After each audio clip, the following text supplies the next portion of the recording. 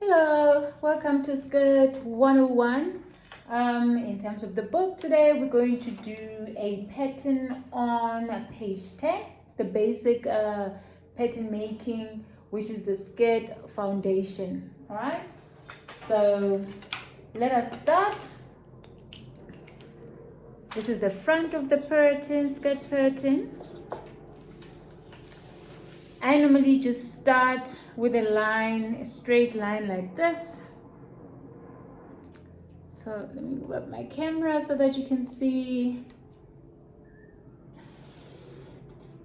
Okay, so before we proceed, I'm going to be doing this on my measurements. And just to give you what my measurements are, my waist is 79 centimeters. My hip is 116 centimeters. And my waist to hip, it's 18.5 centimeters.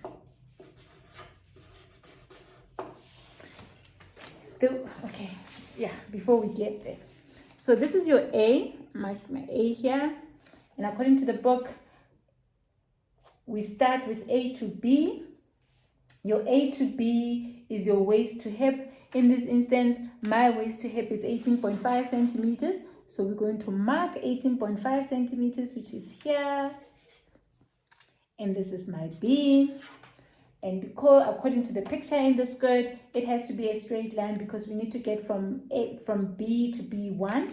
So just mark here so that I get a straight line, which is parallel, 18.5. And then I draw my line, 18.5 right along. Then A to C, it's your skirt length, and obviously the skirt length varies. In this instance, we're going to do a skirt length that is from the waist to the knee, and in terms of my measurement, that's 60 centimeters. Just mark it here, skirt length, 60 centimeters.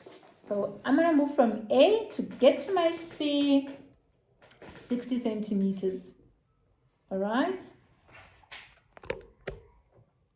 Yeah. So the same thing, because we want the line to be straight, just move the ruler along and mark 60 centimeters. We draw a straight line here. So that's my C.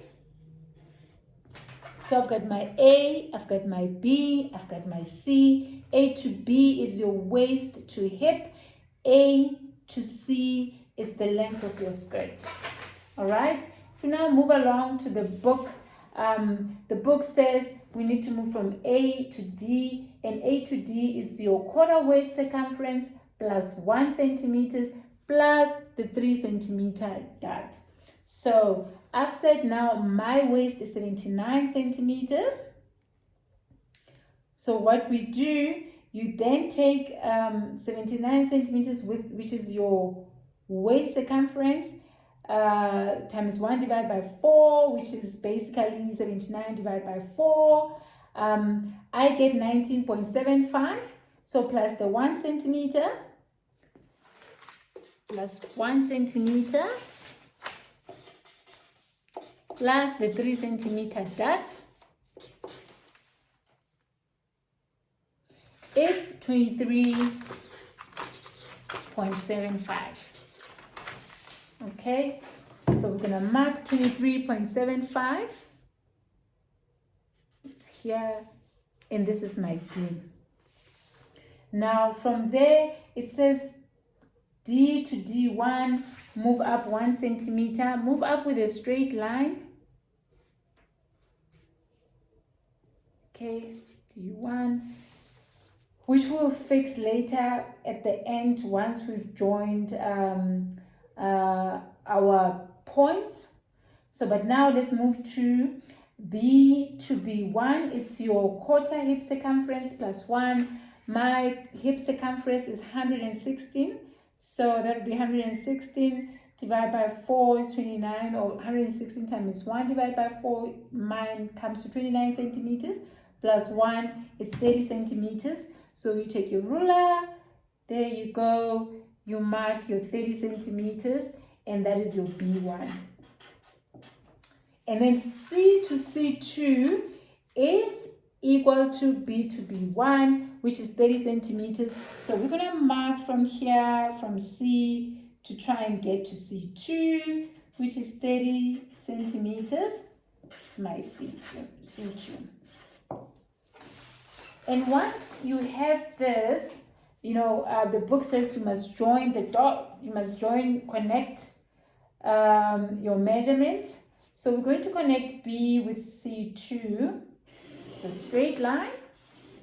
And then from there, we're going to connect your D to B1, like this. Just to make sure that the line is aligned, we move up here like this 1 centimeters, which will be a bit skewed. And then now we're coming to draw our dot, right?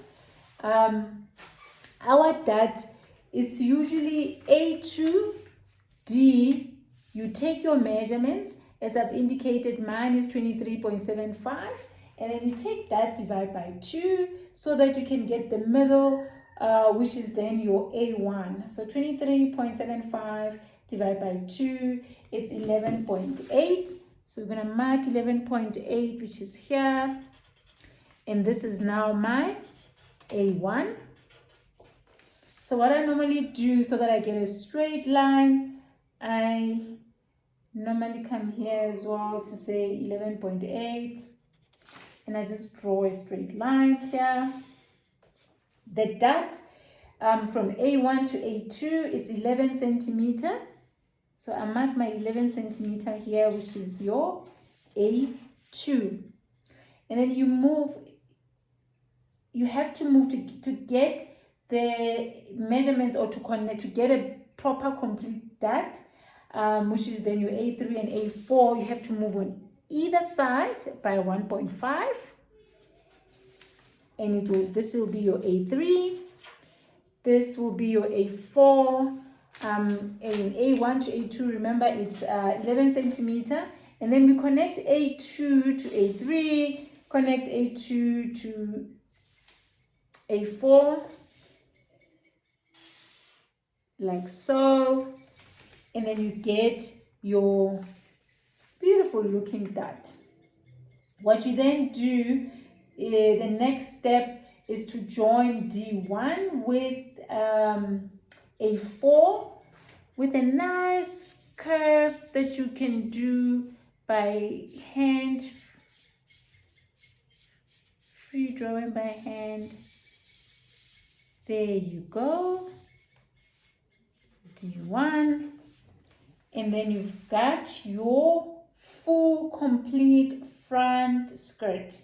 But then what you also must remember to do, depending on the type of design that you're making, but in this instance, it's just a basic pattern. So we mark here like this. This is the front center of your skirt as the book, as it's referenced in the book.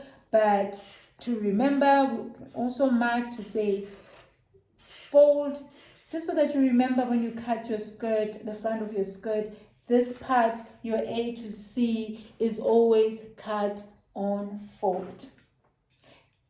That's the complete front. Next, we're going to do the back.